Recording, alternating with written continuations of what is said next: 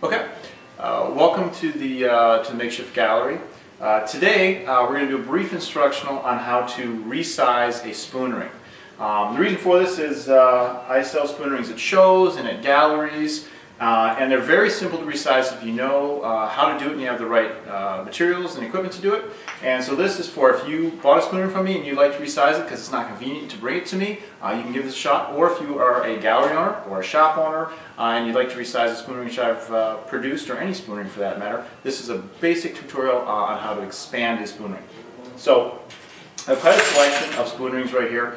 I'm going to take one here, kind of random, and I have a mandrel here, and we'll see if we can get up and see this. This is showing about a size 4 right there. This is a traditional stepped jeweler's mandrel. This is a iron or a steel one. You can also get them out of plastic, out of wood. I'd recommend the steel one for multiple resizings. If you're just going to tap one up yourself, a piece of wood will work. In fact, if you're just going to adjust one spoon ring, any tapered rod of any material for the most part will work. So this is a size 4, and it is what I call an overlapped spoon ring, where the tail of the spoon overlaps part of the spoon. See that like such. And so we're going to expand that. When we expand it, we're going to basically, those two parts are going to slide apart. So I've got on here, sitting in a size 4, and this is a little chunk of hardwood.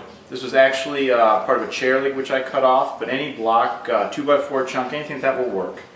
And with the ring on the mandrel, with the piece of wood, you essentially hold it and start to tap it down. Now the wood is nice and soft compared to the metal, so you're not going to damage the ring or anything like that. And you are slowly expanding the ring as you move it down the mandrel. At this point now we have brought it to about a size 5.5. We're coming up on the 6 mark there. And we're going to go a touch further.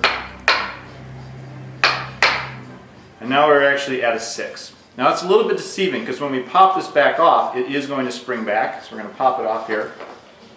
Let's see if we can do this without, there we go. So after expanding to size 6, it is now sitting just about a 5.25 is our size. So we had to go about 3/4 of a size larger to expand it. That is how you expand a spoon ring, and we will talk briefly about how to shrink one here in a moment. Alright, so we have our spoon ring, which we have expanded up to, I believe we ended about 5.25.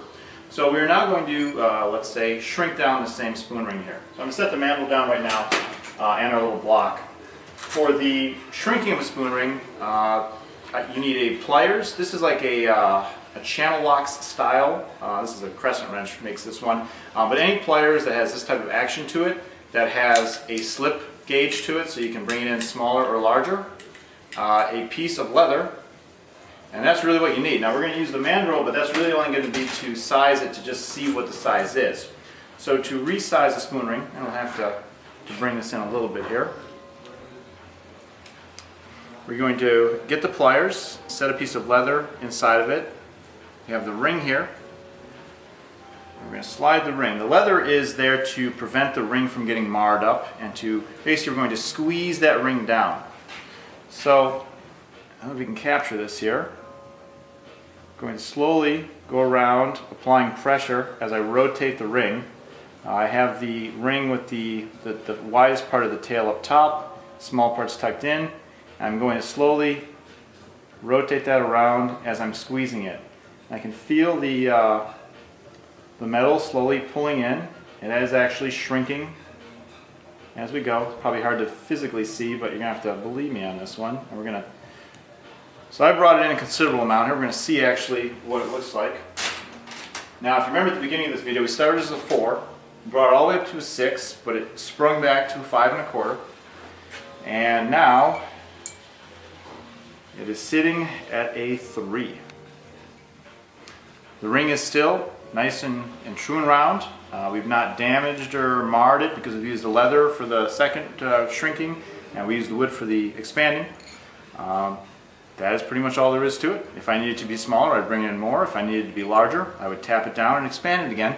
You can do that virtually as many times as you want to, within reason. And you are going to have a custom fitted spoon ring to yourself. Hope this has been helpful.